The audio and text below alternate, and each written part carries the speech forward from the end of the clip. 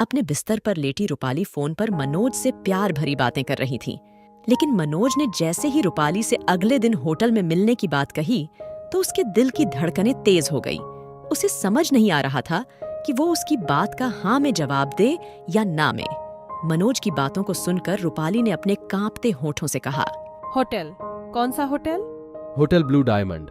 कुछ गड़बड़ तो नहीं हो जाएगी मनोज? कैसी गड़बड़? किसी को पता तो नहीं लग जाएगा हमारे रिश्तों के बारे में? अगर डर लग रहा है रूपाली तो मिलना कैंसिल कर दें। रूपाली थोड़ी देर खामोश रही। उसने अपने बिस्तर के सामने रखे अपने पति सुरेश की तस्वीर की ओर देखा, फिर कुछ सोचा और मनोज से कहा, मनोज, जब प्यार किया तो डरना क्या? मैं आ रही हूँ तुमसे मिलने। अगले दिन रूपाली मनोज से मिलने होटल ब्लू डायमंड पहुंच गई।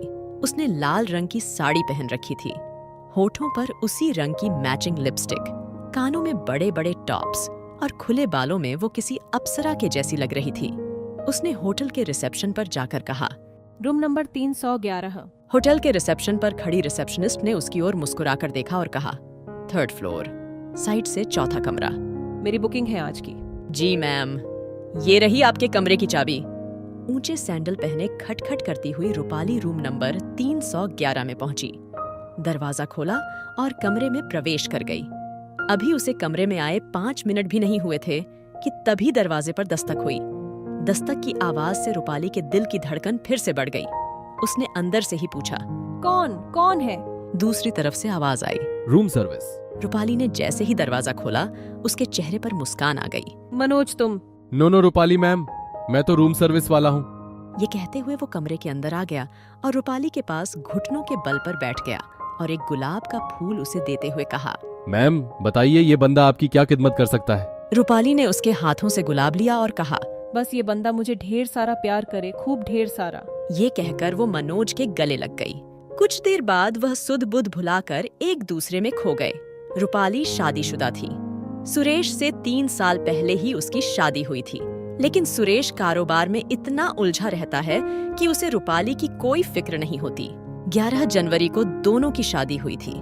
रूपाली बहुत अरमानों के साथ नए घर में आई थी। वहां पर उसके लिए सब कुछ था, लंबी गाड़ी, बड़ा घर, नौकर चाकर, लेकिन सिर्फ सुरेश का प्यार नहीं था। अरे रूपाली, मैंने कहा ना, अभी बहुत काम है यार।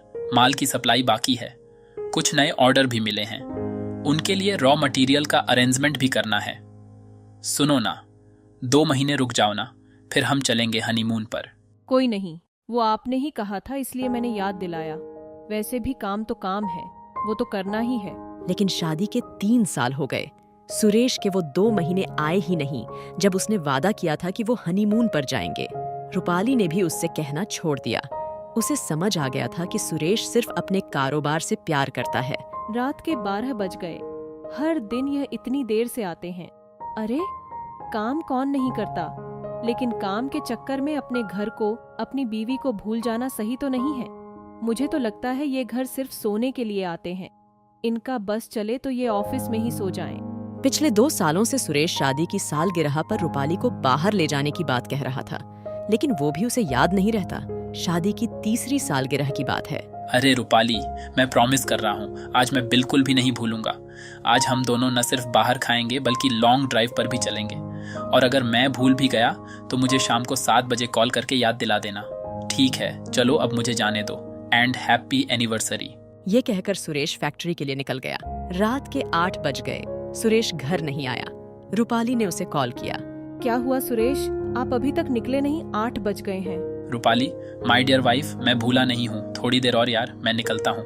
एक काम करो, तुम ड्राइवर को बोलो तुम्हें होटल सनसाइन में छोड़ दें, मैं तुम्हें वहीं मिलता हूँ। रूपाली होटल सनसाइन में पहुंच गई। वहां पहुंचकर उसे 10 बज गए, लेकिन सुरेश नहीं आया। उसने 2 बार उसे कॉल भी किया, लेकिन उसने उसका कॉल कट कर दिया। गलती मेरी ही है, मैं ही उनसे कुछ ज्यादा एक्सपेक्टेशन लगा लेती हूँ। उनकी पहली प्रायोरिटी उनका काम ही है। रूपाली ने घड़ी की ओर देखा। 10:30 बजने वाले थे। उसने एक बार और कॉल किया। इस बार सुरेश ने कॉल पिक कर लिया। क्या तुम बिल्कुल स्टूपिड हो क्या? अरे मैं यहाँ काम में बिजी हूँ और तुम कॉल पर कॉल किए जा रही हो। लेकिन आपने तो मुझे यहाँ होटल सनशाइन में वेट करने के लिए कहा था। हाँ कहा था, लेकिन काम भी तो है, उसे छोड़कर कैसे आ जाऊं। सुनो, एक काम करो, तुम डिनर कर लो, मेरा आना थोड़ा मुश्किल है। आज हमारी एनिवर्सरी है सुरेश। हाँ तो क्या हुआ, तुम अकेले एंजॉय कर लो ना स्वीट हार्ट। चलो अब मैं फोन रखता हूँ, मुझे बहुत काम है। सुरेश की बातें रूपाली के कानों में गूंजने लगी। अकेले एंजॉय कर लो ना। उसकी आंखों में आंसू आ गए। वो अपने टेबल से गुस्से में उठी और होटल से घर वापस जाने के लिए निकलने ही वाली थी कि एक बहुत ही हैंडसम लड़का उसके पास आया और बोला, excuse me ma'am, my name is Manoj. आप किसी का वेट कर रही हैं क्या? आपको उससे क्या मतलब? देखिए, मुझे गलत मत समझिए। मैं बहुत देर से आपको देख रहा हूँ कि आप परेशान हैं। किसी को बार बार कॉल भी कर रही है। कोई आने वाला है क्या? मनोज की बातों को सुनकर रूपाली फूट पड़ी। उसकी आंखों से आंसू सारे बांध तोड़कर बहने लगे। क्या हुआ मैम, आप रोने क्यों लगी? कोई प्रॉब्लम है तो आप मुझे बताइए ना। पता नहीं उस घड़ी ऐसा क्या हुआ, रूपाली का अकेलेपन का दुख उससे संभाला नहीं गया। उसने सारी बातें मनोज से कह दी। जानती हैं, किसी भी रिलेशनशिप को बांधकर जो रखता है वो है प्यार। इंसान कितना भी परेशान हो, अगर प्यार से कोई गले लगा लेता है ना, तो बड़ी से बड़ी परेशानी भी बर्फ की तरह पिघल जाती है। अफसोस कि आपके पास सब कुछ रहते हुए भी प्यार से गले लगाने वाला वो शख्स नहीं है जिसके गले लगकर आप सब कुछ भूल जाएं। मनोज की ये पहली मुलाकात थी।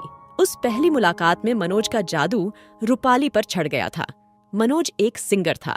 उसकी एक एक बात रूपाली को बहुत पसंद आती थी। वो जिस तरह रूपाली का ध्यान रखता, उसकी केयर करता, ये बात रूपाली को बहुत अच्छी लगती। मनोज को भी रूपाली बहुत पसंद थी। हालांकि दोनों ने कभी एक दूसरे को खुलकर नहीं कहा, लेकिन आखिर कब तक वो इससे दूर रहते। एक दिन मनोज ने ही रूपाली को प्रपोज कर दिया। मनोज, तुम जानते हो ना, मैं शादीशुदा हूँ, फिर भी मुझे प्रपोज कर रहे हो। क्या मैं एक शादीशुदा से प्यार नहीं कर सकता? क्या ये किसी किताब में लिखा है? किताब में तो नहीं लिखा, लेकिन समाज में से गलत समझा जाता है। किस समाज की आप बात कर रही हो रूपाली? प्यार करने से कोई समाज किसी को नहीं रोक सकता। अरे, प्यार ही तो वो शक्ति है जिससे आपका समाज चलता है। अगर उसे ही निकाल देंगे तो फिर क्या बचेगा? मनोज की बातें रूपाली को समझ तो नहीं आई, लेकिन मनोज के बिना वो नहीं रह सकती थी। दोनों छिप छिप कर मिलने लगे। उन्होंने सारी सीमाएं भी कई बार लांघ दी। उसे नहीं पता था कि मनोज उसका यूज कर रहा है। उसने रूपाली से लाखों रुपए ऐंठ लिए थे और वो उससे अय्याशी करता था। सोने के अंडे देने वाली मुर्गी हाथ लगी है मेरे। अपनी लाइफ तो बिल्कुल सेट है। हालांकि कभी कभी रूपाली को भी लगता था कि मनोज उससे बार बार पैसे क्यों मांगता है। उसे ये भी लगता था कि वो अपने पति को धोखा दे रही है, लेकिन उस रिश्ते में उसे अब घुटन सी होने लगी थी। इसीलिए मनोज का साथ उसे अच्छा लगता है। लेकिन आखिर मनोज और रूपाली का रिश्ता कब तक छिपता? आखिरकार सुरेश को अपने लोगों द्वारा मनोज के बारे में पता लग गया। उसे ये भी पता लगा कि मनोज बहुत ही बदमाश किस्म का लड़का है। उसने शहर की ओर भी कुछ औरतों से ऐसे नाजायज संबंध बना रखे हैं। वो उनका पहले तो फायदा उठाता है और बाद में उन्हें ब्लैकमेल करता है। सुरेश मनोज की असलियत रूपाली को बताने वाला था। तभी एक दिन मनोज ने 10 लाख रुपए रूपाली से मांगे। 10 लाख? मेरे पास इतने रुपए नहीं है मनोज, और मैं अपने पति से इतने पैसे मांगे तो उन्हें शक हो जाएगा। वो सब मैं नहीं जानता। नहीं, मुझे पैसे चाहिए। अगर तुमने मुझे पैसे नहीं दिए तो मैं तुम्हारे पति से पैसे मांग लूंगा। ये तुम क्या कह रहे हो? तुम तो मुझसे प्यार करते हो। मैं प्यार सिर्फ पैसों से करता हूँ रूपाली, पैसों से। पैसे दो नहीं तो तुम्हारी इज्जत नीलाम कर दूंगा। नहीं मनोज, तुम कुछ ऐसा मत करना। सुरेश ने रूपाली और मनोज की सारी बातें सुन ली। उसने उससे कहा, वो बहुत बदमाश लड़का है रूपाली, बहुत बदमाश। कौन? किसकी बातें कर रहे हैं आप? वही जो तुम्हें फोन पर ब्लैकमेल कर रहा है। उसके बाद सुरेश ने मनोज की सारी असलियत रूपाली को बताई और उससे कहा, रूपाली, क्या कमी रखी मैंने तुम्हारे पास? महंगी से महंगी गाड़ी है, बड़ा बंगला है, नौकर चाकर की लाइन लगी रहती है तुम्हारे आगे पीछे। बोलो, इससे ज्यादा और क्या मैं दे सकता हूँ? प्यार ही नहीं दिया आपने मुझे कभी। 3 साल से अधिक हो गए हमारी शादी को, लेकिन आपके घर में मैं सिर्फ एक सामान की तरह हूँ। जो रहे या चाहे ना रहे, आपको कोई फर्क नहीं पड़ता। कभी आपने 2 मिनट बैठकर मुझसे कुछ पूछा? कभी प्यार से मुझे गले लगाया? कभी प्रेम से मेरी तरफ देखा? नहीं, कभी नहीं। काम काम काम, आपके लिए काम ही सब कुछ है। मैं जानती हूँ कि मैंने गलती की है, लेकिन कसूरवार आप भी हैं। पहली बार सुरेश को लगा कि उससे सही में बहुत बड़ी गलती हो गई। वो अपनी फैक्ट्री, अपने क्लाइंट्स और अपने काम में ही बिजी रह गया। उसे 2 मिनट की फुर्सत उस शख्स के लिए नहीं थी जिसे वो अग्नि के आगे 7 फेरे लगाकर लाया था। उसे तो लगता था कि पैसा ही सब कुछ है। वो सारी चीजें रूपाली को दे तो रहा था, लेकिन प्यार और अपना समय वो उसे दे ही नहीं पाया, जिसकी जरूरत उसे सबसे ज्यादा थी। रूपाली, मैंने बहुत बड़ी गलती की है, लेकिन मैं इस गलती को सुधारना चाहता हूँ। प्लीज मुझसे दूर मत हो, मुझे माफ कर दो। मैं वादा करता हूँ कि मैं बिल्कुल बदल जाऊंगा। आप भी मुझे माफ कर दीजिए। मुझे नहीं पता था कि वो बदमाश मेरी घरेलू परेशानी की आड़ में मेरा फायदा उठा रहा है। आप इसी समय पुलिस को फोन करिए।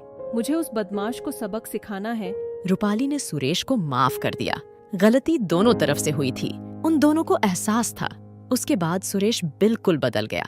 उसे प्यार और पत्नी दोनों की अहमियत समझ आ गई।